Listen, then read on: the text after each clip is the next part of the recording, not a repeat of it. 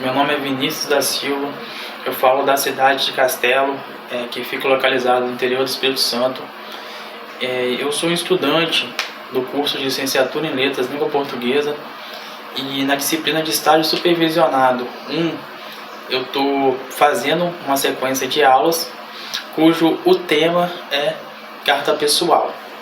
Então, na primeira aula, inicialmente eu fiz aquela minha apresentação, né? Falei de onde que eu era, falei também a questão das 3 concepções de linguagem, que me ajudou e me ajuda muito ainda a ver a língua de uma forma um pouco melhor. Então eu falei da língua como expressão do pensamento, falei da concepção também da língua como meio de comunicação, na qual a língua ela é vista como um sistema fechado, e também falei sobre a língua como sendo uma forma de interação, que é a forma mais bem aceita e é a forma com que eu baseio as minhas aulas, né? Então, falei sobre essas 3 concepções de linguagem. Falei também sobre a questão da estrutura da carta, né? Que ela possui ali em cima o local e a data de onde ela foi escrita. Logo após você escrever o local e a data, você escreve o destinatário, que você vai usar um vocativo. Então você pode escrever querido Vinícius, amado Vinícius, prezado Vinícius. Você tem que fazer um chamamento ali para poder estar colocando o vocativo, né? E depois disso, que você já fez o chamamento, já colocou o local e a data, você vai lá e vai colocar o corpo do texto, onde você vai desenvolver a mensagem. E logo após desenvolver a mensagem, você vai estar fazendo, né, escrevendo a sua assinatura ali no final. Disse também que a estrutura da carta ela pode variar, ela pode ser modificada. Por quê? Em situações mais formais, como no caso de concurso público, ela é escrita de uma forma que se assemelha mais à norma culta. Então ela vai ser escrita com essa estrutura fixa. No entanto, em algumas outras situações, alguns outros contextos de uso da carta pessoal, ela pode sofrer algumas mudanças. Não que isso tire ela do gênero textual carta, mas é porque a carta ela vai estar se adequando, né? Vai estar se adequando à situação que ela vai estar ali de construção. Ela vai estar se adequando ao contexto em qual ela vai ser realizada, vai ser feita. E nessa primeira aula, para mim poder recapitular e a gente não perder o que já foi passado, eu também falei sobre a questão da subjetividade, que é algo que eu gosto muito, né? A pessoa, ela expor para fora aquilo que ela pensa, aquela visão de mundo que ela tem. Falei muito na questão também do sentimento, né? Que a pessoa na carta, ela coloca muito sentimento, é quase uma poesia, né? Se você for analisar a grande maioria das cartas pessoais, elas têm muita emoção, né? E falei também sobre a questão da pessoalidade, porque as cartas pessoais, o nome já diz, carta pessoal. Então não é algo impessoal, algo em que a pessoa fica neutra, passa uma mensagem, pronto. A pessoa, na carta pessoal, ela passa a mensagem com ela ali inserida, ela dá uma opinião, ela se mostra aí dentro. A carta pessoal tem muitas palavras escritas na primeira pessoa, né? Tem o uso do eu, tem o uso do estava, que é um verbo também que está conjugado na primeira pessoa. E então faz uso da primeira pessoa na carta pessoal, a pessoa se coloca ali dentro. E também falei sobre a questão da informalidade, que também é um traço da carta pessoal, que geralmente é escrito dessa forma, né? Com informalidade. A carta que eu analisei na última aula, vocês podem estar verificando que ela teve várias passagens nas quais não estavam de acordo com a norma culta. Isso não é errado, porque a carta se adequou, né? A escrita da carta se adequou ao contexto de uso dela. A pessoa queria expressar sentimento, então eu lembro, acho que eu falei até inclusive sobre que foi 6 O, da palavra muito, né? Acho que é muita saudade. Eu fui lá e falei que a pessoa tinha escrevido com 6 Os. e também bati na tecla que a pessoa estava escrevendo, que o autor, né, da carta estava escrevendo e colocando vários pontos de exclamação um na frente do outro, e que apesar dele começar a outra frase com letra maiúscula, não estava de acordo com a norma culta, porque vários pontos de interrogação eles não fazem parte, né, dessa linguagem padrão a qual as pessoas geralmente estão utilizando. Eu li a carta, né, obviamente, também para os alunos. Passei um vídeo no qual tem uma música do grupo Rosa de Saron, que é Cartas ao Remetente, uma música inspiradora que eu acredito que deve ter ajudado a você estar escrevendo, né, uma carta. E eu propus uma atividade na qual cada aluno estaria escrevendo uma carta para um colega, para esse colega estar recebendo essa carta nessa próxima aula. Então eu sugiro, né, que vocês estejam trocando essa carta inicialmente. Eu vou dar um tempo para vocês lerem essa carta, e depois que vocês lerem essa carta, aí eu vou começar a explicar alguns conceitos sobre a carta, e no final da aula eu vou propor que os alunos façam mais uma vez uma carta, né, corrigindo talvez algum erro, talvez alguma coisa que não ficou muito clara. E depois de vocês escreverem essa carta, vocês vão trocar elas, e depois de vocês trocar essa segunda vez as cartas, vocês vão ler em voz alta um para o outro.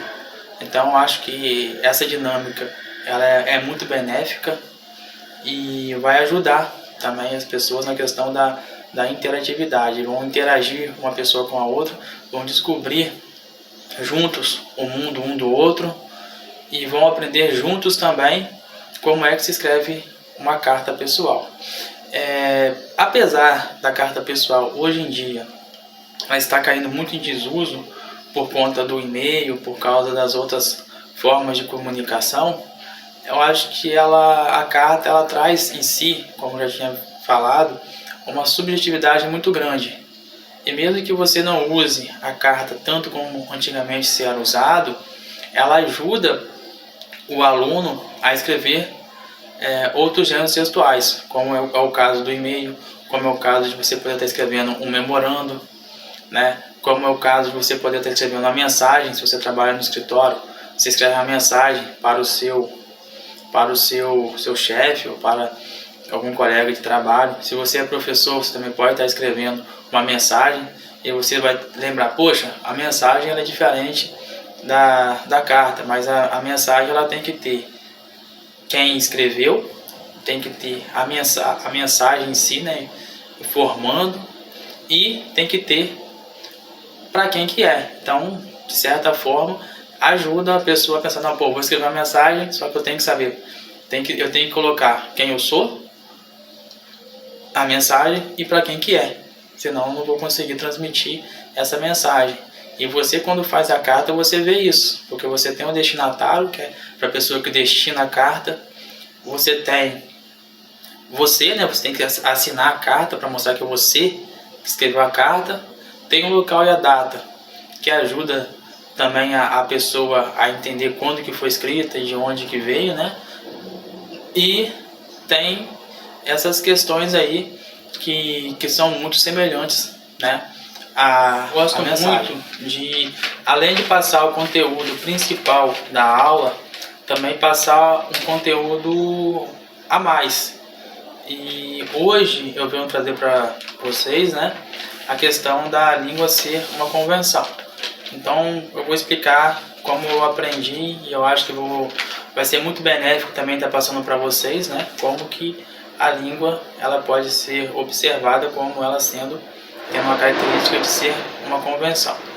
O que é convenção? Convenção é quando várias pessoas acreditam em algo, várias pessoas se convencem de que uma coisa é uma coisa.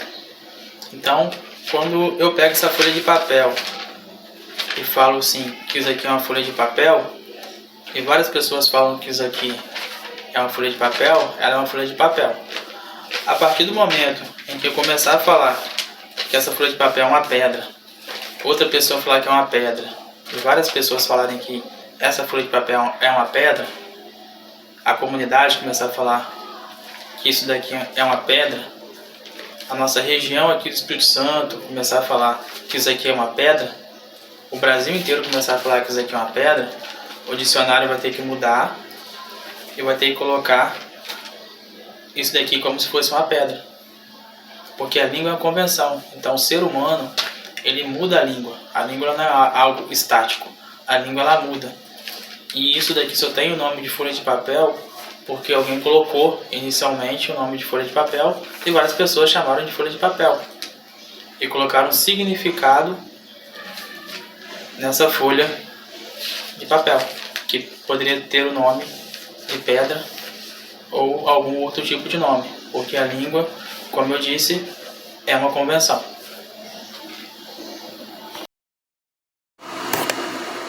Vamos lá. Nós temos aqui a parte de trás do envelope, não é? E que são os dados do remetente que a gente coloca na parte de trás do envelope. Aí você pode dizer, professora, pensei que essa parte era a parte da frente. Não, essa é a parte de trás do envelope, ok? E o que é o remetente? É a empresa ou a pessoa que remete a carta, ok? Então aqui eu coloquei um nome fictício e um endereço fictício. Professora, que nome difícil é esse? O que é que significa nome fictício e endereço fictício? É que é um nome que não existe, é um nome de mentirinha que eu criei, ok? Então vamos lá. Um nome completo, que é o nome da pessoa que remete a carta. Se fosse uma empresa, seria o nome da empresa. Se, por exemplo, é você quem vai escrever a carta, você vai colocar o seu nome, ok? Então aqui eu coloquei o nome completo, Maria de Deus.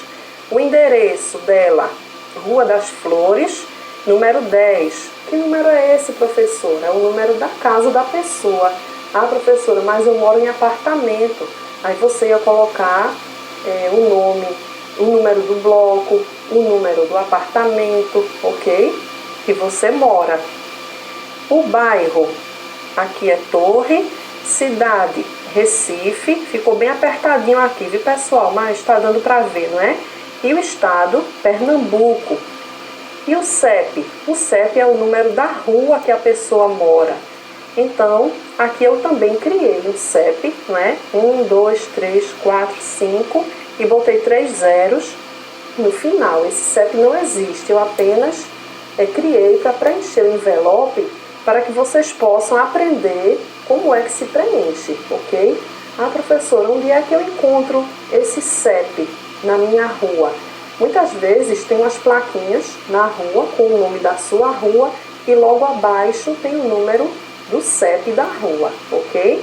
Se você já viu alguma plaquinha na sua rua, preste atenção lá, leia a plaquinha que você vai encontrar o número do CEP. E agora vamos ver aqui a parte da frente do envelope, que são os dados do destinatário. O que é o destinatário, professora? É a empresa ou a pessoa a quem se destina a carta, ok? Então, por exemplo, Maria de Deus, ela vai enviar para uma amiga dela, chamada Joana de Deus. Eu também criei esse nome, não é? Inventei e também criei o endereço. Tudo fictício, ok, pessoal? Tudo de mentirinha, como se diz. Então, mas você, para escrever, né, para alguém, você vai colocar o endereço da pessoa que você vai enviar a sua cartinha, tá bom? Então aqui, voltando para Joana de Deus, o endereço, Rua das Palmas, o número 50, que é o número da casa dela. O bairro, Timbi, cidade, Camaragibe, estado, Pernambuco. E aqui o CEP da rua que Joana de Deus mora. O CEP dela, 1, 2, 3, 4, 5 e 3 zeros. Ok, pessoal? Também como eu fiz aqui, um CEP de mentirinha, que não existe, ok? E lembrando que nessa parte tem o local do selo, que é onde você vai selar a sua carta. E esse selo é encontrado, né? Você compra nos correios, lá tem a cola onde você vai passar no selinho e vai colocar na sua cartinha, ok, pessoal? Então, é simples, não é? Bem fácil de você preencher um envelope para enviar uma carta. Então, como a gente acabou de ver agora no vídeo, é muito simples a gente estar preenchendo o envelope de uma carta. Lembrando que aquela parte que fica tipo uma abinha na frente, ela é a parte de trás. Aí nela você coloca o seu nome, né, o seu endereço, o bairro e o CEP de onde você mora. Aí essa é a parte de trás da carta. E na parte da frente da carta, geralmente já vem escrita a palavra para. Aí você coloca para quem que é a carta, né, para quem que está sendo endereçada a carta. Você coloca o endereço da pessoa, a rua, e depois você coloca o bairro, o estado e o CEP.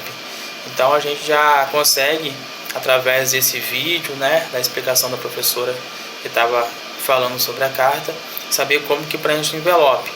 E através dos conhecimentos que eu passei na primeira e na segunda aula, recapitulei tudo que foi passado, provavelmente você já deve estar conseguindo saber qual que é a estrutura da carta, o que precisa ser preenchido nela, né? As estruturas fixas de uma carta. E agora eu vou estar lendo mais 2 cartas para vocês, para poder estar fixando melhor, né, os ensinamentos e tudo aquilo que foi passado aqui até agora. Vamos ler agora a primeira das 2 cartas que eu falei que a gente vai estar lendo. Começa assim: aos 4 de maio de 1771. Como estou contente de ter partido. Ah, meu amigo, o que é o coração humano? Deixar-te a ti, que eu tanto amo, de quem eu era inseparável, e estar contente? Sei que me perdoarás. Não estavam todas as minhas demais relações como que escolhidas pelo destino, a fim de afligir um coração como o meu? A pobre Leonor? Contudo, eu era inocente. Podia eu fazer algo, se enquanto o encanto teimoso de sua irmã me proporcionava tão agradável companhia, uma paixão se acendia em meu pobre coração, e todavia serei eu totalmente inocente. Não alimentei seus sentimentos, não me deleitei com suas sinceras expressões daquela criatura, expressões que tantas vezes nos fizeram rir, embora na realidade fossem tão pouco dignas de riso. Não fiz eu, o que o homem, para se atrever a lamentar-se sobre si mesmo. Eu quero, dileto amigo, eu te prometo que quero corrigir-me. Nunca mais haverei de, como sempre fiz, beber até a última gota os males que o destino nos reserva. Quero gozar o presente, e o passado será passado para mim. E claro, caríssimo, que tu tens razão. As dores dos homens seriam menos agudas se eles não. Deus sabe por que eles são feitos assim. Se ocupar com tanta assiduidade da fantasia, chamar de volta a lembrança dos males passados, ao invés de tornar o presente insuportável.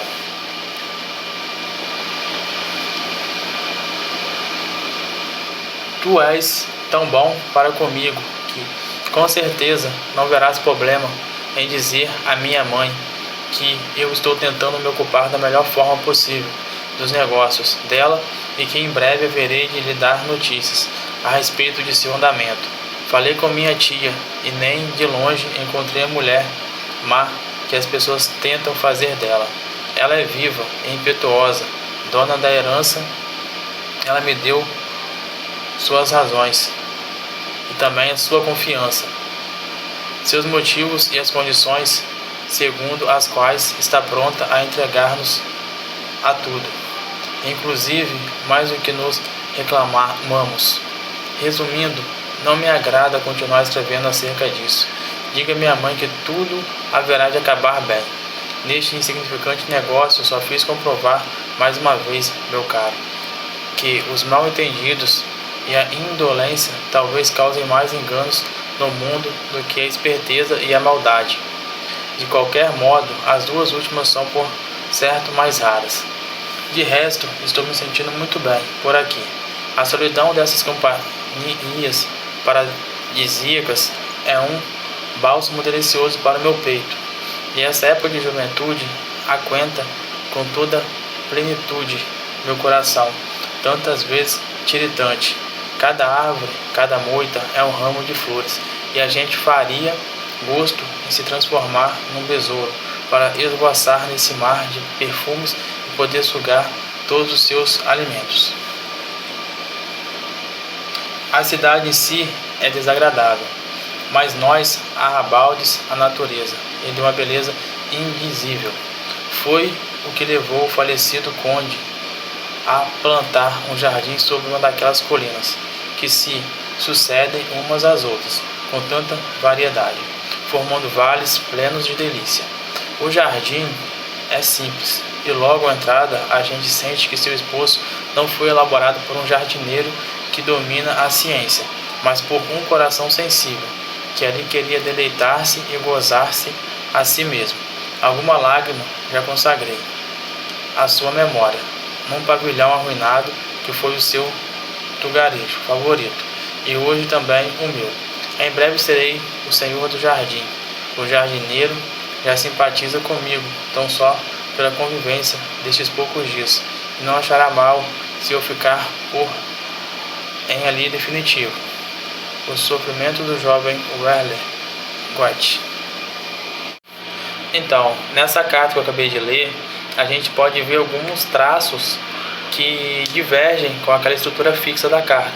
Você pode ter percebido que logo no início é colocado a data, né, aos 4 de maio de 1771, mas não é colocado o local, não falou o local que foi escrita a carta. Também você pode perceber que eu não falei o destinatário, que aqui não tem um destinatário, né, através de um vocativo falando de para quem que foi endereçada essa carta. Só tem ali a data, logo após o corpo do texto, e logo no final tem aqui um fecho, né, o sofrimento do jovem Werther, e assinatura Goethe, que é o nome do autor da carta. Então, como eu já tinha dito, a carta ela varia dependendo do contexto, né, da situação. Então ela pode ter uma estrutura quando é escrita por uma pessoa em uma determinada situação, por outra pessoa em outra determinada situação. Então a estrutura dela não é fixa. Outra coisa que você pode ter percebido é a data. Ela foi escrita em 1771. Então alguns termos, ou até mesmo a forma de escrever, você pode perceber que ela é um pouco distante do que se escreveria hoje. Então o estilo linguístico usado aqui ele é bem divergente, né? A linguagem usada aqui ela é bem divergente da linguagem que se usaria hoje para escrever uma carta. Provavelmente mais com traços de pessoalidade, né? Que trariam alguns termos e algumas construções frasais que a gente conseguiria entender um pouco melhor. Não que não dê para entender a mensagem em si. Você vê aqui que é um amigo, né, que está escrevendo para um outro colega dele. Provavelmente teve alguma relação romântica com a irmã desse amigo dele. E ele foi para estudar em algum local aqui. Ele foi para estudar e estava escrevendo para o amigo dele. E alguns outros traços também que eu pude perceber nesse texto a marca de personalidade, né, da linguagem, que ela foi escrita com personalidade. A pessoa está falando algo íntimo dele ali pro amigo, né, falando uma coisa bem pessoal mesmo. O nome do gênero textual já diz isso, né, carta pessoal. Você vê também a interlocução direta, que no caso o autor ele fala diretamente com o leitor da carta por meio de verbos na segunda pessoa do discurso. E isso é algo comum nas cartas pessoais também, essa interlocução direta. Ele fala diretamente ali com ele, sem minhas palavras. Ele fala, né, que ele fala com uma intenção do outro ouvir e dele passar a mensagem ali para essa pessoa que está sendo destinada a carta. Vamos ler então agora a segunda carta. Juazeiro, 28 de março de 2019. Prezada professora Naira, venho por meio dessa solicitar as câmeras fotográficas que serão utilizadas na realização do trabalho da disciplina de fotografia. As fotos produzidas são parte da avaliação final, por isso solicitamos os aparelhos com urgência. Também serão necessários o tripé, microfone e lapeta, pois os alunos pretendem entrevistar algumas pessoas. Desde já, obrigado. Atenciosamente, turma do 6º período de comunicação social.